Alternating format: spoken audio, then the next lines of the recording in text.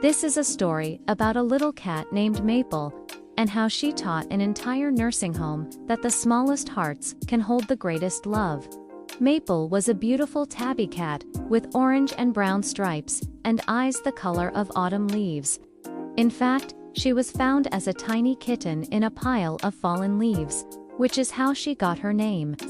But then, her owner got sick and had to move into a nursing home. Tragically, no one in the family wanted to take Maple. "She's not a kitten anymore," they'd say. "It's too hard to rehome an adult cat." So, Maple was surrendered to a shelter, utterly confused and heartbroken. She couldn't understand why her whole world, had just vanished. She stopped eating. She stopped playing. She would just sit silently in her cage, staring at the door, waiting for a face that would never appear. The shelter workers were worried she was going to die of a broken heart. Around the same time, a young doctor named Dr. Reyes started working at Sunflower Nursing Home.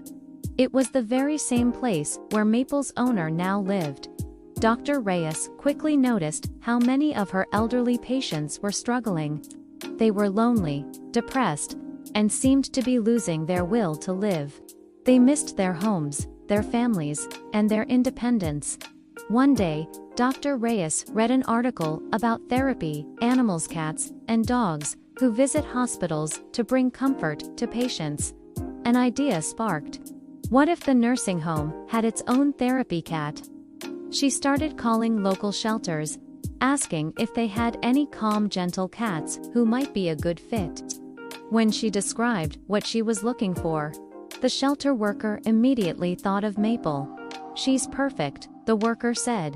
"She's gentle, calm, and honestly, she needs a purpose just as much as your patients do. She's dying of loneliness here." Dr. Reyes went to meet her. The moment she looked into those sad, autumn-colored eyes, she knew. She just needed someone to give it to. And so, Maple moved into Sunflower Nursing Home. At first, she was terrified. The smells, the sounds, the long, unfamiliar hallways, it was all overwhelming. For 3 whole days, she hid under a couch in the common room.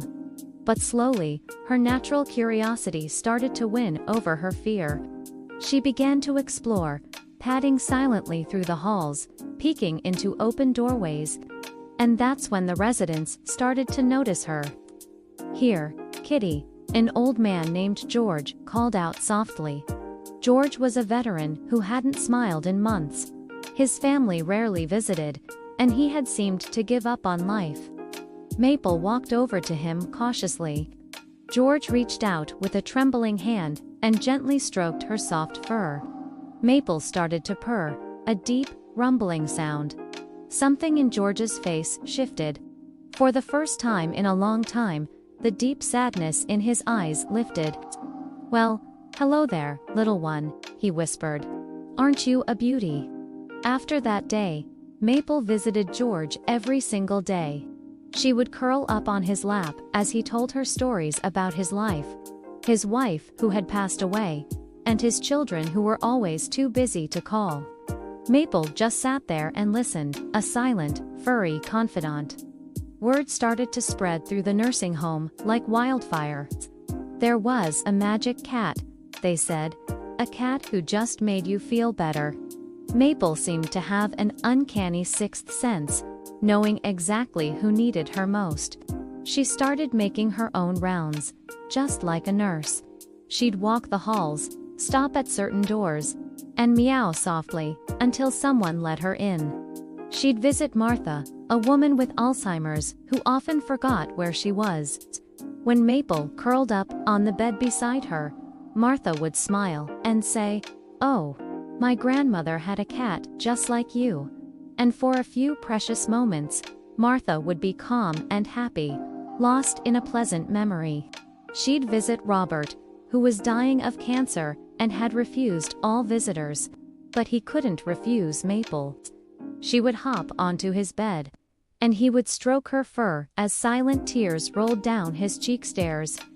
He hadn't allowed himself to cry in front of any person. She'd visit Eleanor, who had just lost her husband of 60 years. Eleanor would hold Maple close to her chest and whisper, "He loved cats, you know. He would have loved you so much." The staff was in awe. This one small cat was achieving something that medicine couldn't. She wasn't just bringing comfort, she was healing hearts. One afternoon, as Maple was making her rounds, she suddenly froze. Her ears perked up. She sniffed the air intently. Then, she did something she almost never did. She took off running. The staff, surprised, hurried after her, wondering what was wrong. Maple ran straight to a room at the very end of the hall. She began meowing loudly and scratching at the door, desperate to get in. A nurse opened it, and inside sat an elderly woman in a wheelchair. She was thin, frail, and had the same sad eyes Maple once had. It was Mrs. Henderson, Maple's original owner.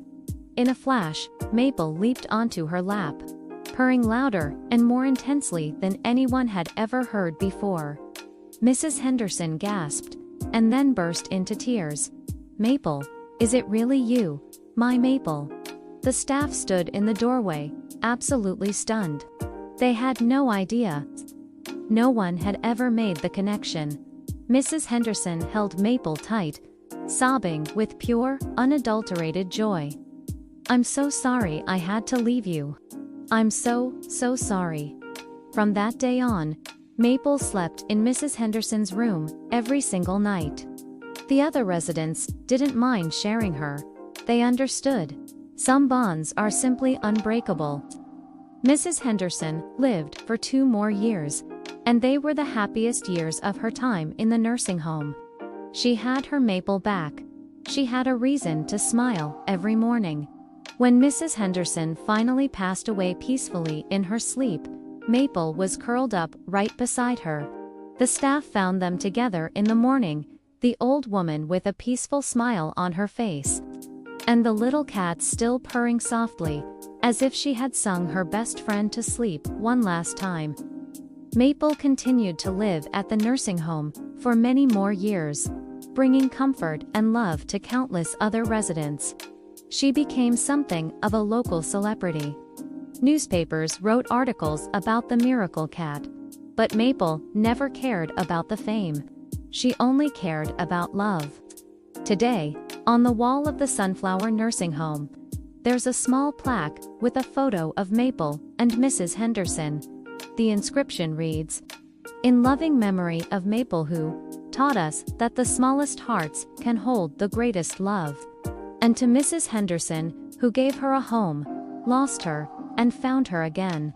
True love always finds its way back." Thank you for watching. If you were touched by Maple's story, please like this video and subscribe for more heartwarming tales.